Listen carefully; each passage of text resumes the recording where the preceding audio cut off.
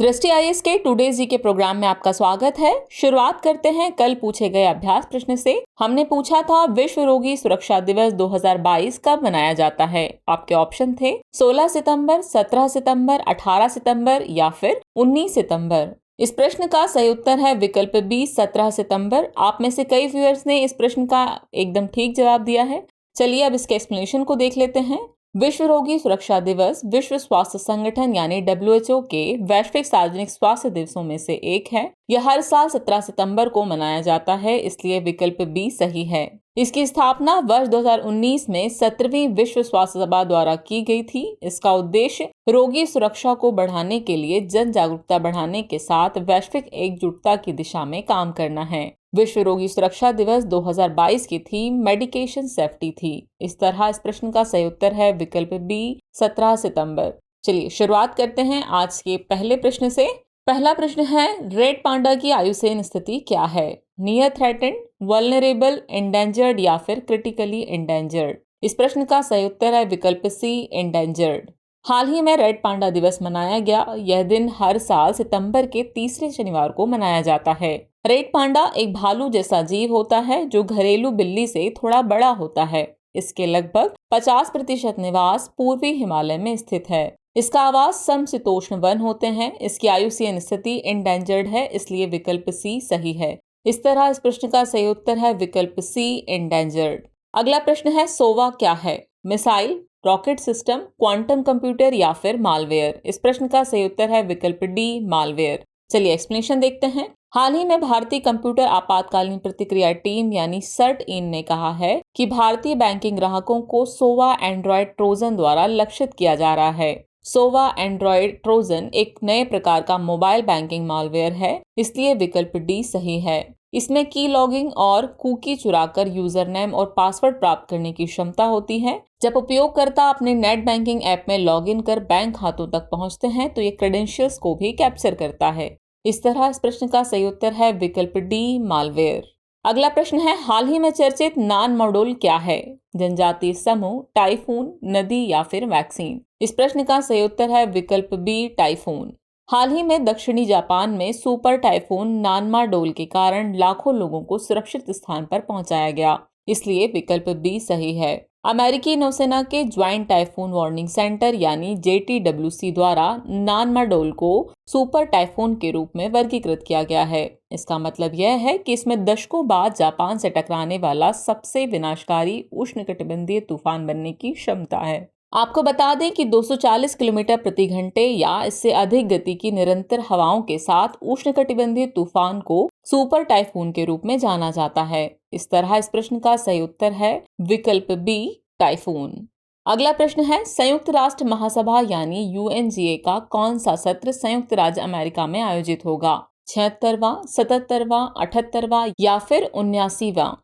इस प्रश्न का सही उत्तर है विकल्प बी 77वां। हाल ही में भारत के विदेश मंत्री संयुक्त राष्ट्र महासभा यानी UNGA के 77वें उच्च स्तरीय सत्र में भाग लेने के लिए न्यूयॉर्क पहुंचे, इसलिए विकल्प बी सही है। UNGA संयुक्त राष्ट्र का मुख्य नीति निर्माण अंग है। यह अंतर्राष्ट्रीय मुद्दों पर बहुपक्षीय चर्चा के लिए सदस्य देशों को एक अनूठा मंच प्रदान करता है। इसमें किसी मुद्दे पर मतदान के लिए संयुक्त राष्ट्र के सभी सदस्य देशों के पास एक समान मत होता है। यह संयुक्त राष्ट्र के लिए कुछ महत्वपूर्ण निर्णय भी लेता है, जिनमें शामिल है सुरक्षा परिषद की सिफारिश पर महासचिव की नियुक्ति, UNSC के अस्थायी सदस्यों का चुनाव करना और संयुक्त राष्ट्र के बजट को मंजूरी देना। इस तरह इस प्रश्न का सही उत्तर है विकल्प बी 77वां। अगला प्रश्न है, निम्नलिखित में से कौन आर्थोस्पीरा प्लेंटेसिस का सबसे अच्छा वर्णन करता है? समुद्री मछली, घास का मैदान, साइनोबैक्टीरियम या फिर मैंग्रोव। इस प्रश्न का सही उत्तर है विकल्प सी साइनोबैक्टीरियम।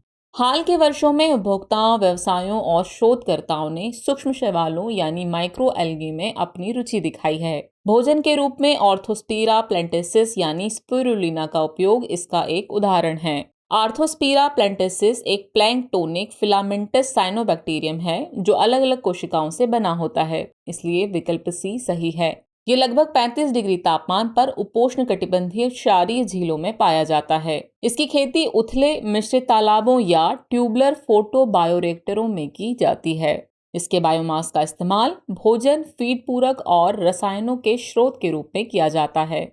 इस तरह इस प्रश्न का सही उत्तर है विकल्प सी, साइनोबैक्टीरियम।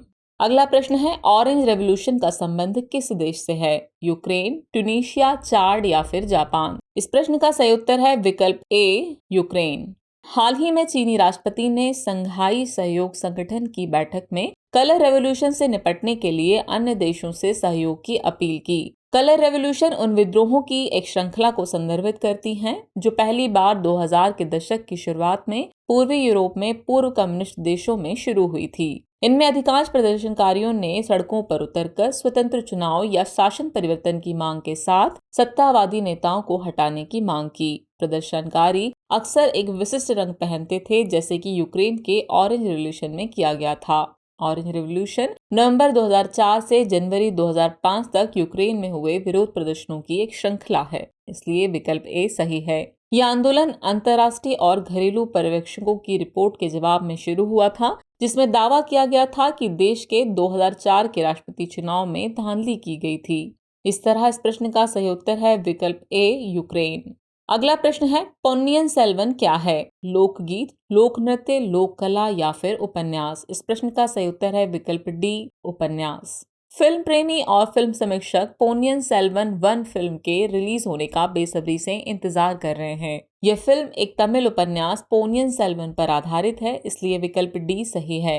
पोन्नियिन सेल्वन का अर्थ है पोन्नी यानी कावेरी नदी का पुत्र। इसे लेखक और स्वतंत्रता सेनानी कल्की कृष्णमूर्ति द्वारा लिखा गया था। इसे तमिल पत्रिका कल्की में साप्ताहिक आधार पर 1950 से 1954 तक क्रमबद्ध किया गया था। बाद में इसे 1955 में एक पुस्तक के रूप में प्रकाशित किया गया। इस तरह इस प्रश्न का सही उत्तर है विकल्प डी, उपन्यास। अगला प्रश्न है, हाल ही में ग्लोबल क्रिप्टो एडॉप्शन इंडेक्स 2022 किसने जारी किया है? ब्लूमबर्ग, विश्व आर्थिक मंच, इकोनॉमिस्ट इंटेलिजेंस यूनिट या फिर चैनालिसिस? इस प्रश्न का सही उत्तर है विकल्प डी, चैनालिसिस। हाल ही में जारी ग्लोबल क्रिप्टो एडॉप्शन रिपोर्ट 2022 में भारत 0.663 के सूचकांक स्कोर के साथ चौथे स्थान पर पहुंच गया है। Global crypto adoption report 2022 Chainalysis द्वारा जारी की गई है, इसलिए विकल्प डी सही है। लगातार दूसरे वर्ष वियतनाम 1.000 की समग्र सूचकांक रैंकिंग के साथ क्रिप्टो करेंसी अपनाने में पहले स्थान पर है, जबकि फिलीपींस दूसरे और यूक्रेन तीसरे स्थान पर है। चैनालिसिस एक अमेरिकी ब्लॉकचेन विश्लेषण कंपनी है जो दुनिया भर की सरकारों, बैंकों और व्यवसायों को ब्लॉकचेन डेटा और विश्लेषण प्रदान करती है। इस तरह इस प्रश्न का सही उत्तर है विकल्प डी, चैनालिसिस।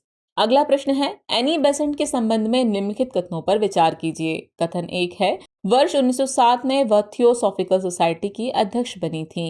कथन 2 है, उन्होंने लोकमान्य तिलक के साथ 1917 में होम रूल लीग की शुरुआत की थी। उपर्युक्त में से कौन सा या कौन से कथन सही हैं या फिर हैं? केवल एक, केवल दो, एक और दो दोनों, और न तो एक न ही दो? इस प्रश्न का सही उत्तर है विकल्प ए, केवल एक। चलिए इसका एक्सप्लेनेशन देख लेते हैं। हाल ही में ब्रिटिश समाज सुधारक एनी बेसेंट की पुण्यतिथि पर उन्हें श्रद्धांजलि दी गई।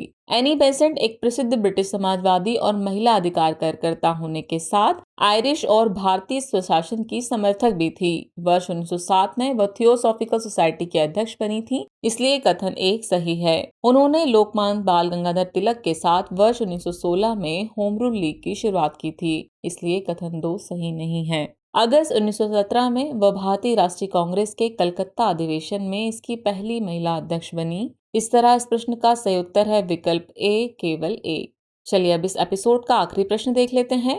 सेलुव नारायण स्वामी मंदिर किस राज्य में स्थित है? कर्नाटक, तमिलनाडु, केरल या फिर तेलंगाना? इस प्रश्न का सही उत्तर है विकल्प ए, कर्नाटक। सेलुव नारायण स्वामी मंदिर कर्नाटक राज्य के मांड्या जिले में स्थित है, इसलिए विकल्प ए सही है।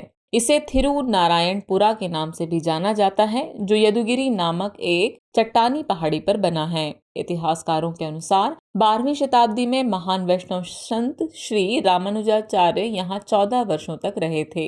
हालांकि श्री रामानुजाचार्य के आने से पहले ही यह मंदिर मौजूद था। इसी वजह से यह मंदिर वैष्णवों के लिए सबसे महत्वपूर्ण मंदिरों में से एक है। इस तरह इस प्रश्न का सही उत्तर है विकल्प ए, कर्नाटक। चलिए अब आज के एपिसोड का अभ्यास प्रश्न देख लेते हैं। नीलाम पेरूर पदयनी महोत्सव किस राज्य में मनाया जाता है? आपके ऑप्शन है, option A Odisha, option B Gujarat, option C Tamil Nadu या फिर ऑप्शन डी केरल। तो व्यूअर्स, इस प्रश्न का जवाब कमेंट बॉक्स में देना न भूलें। जल्द ही मिलते हैं नए एपिसोड में नए सवालों और नए जवाबों के साथ। तब तक के लिए शुक्रिया।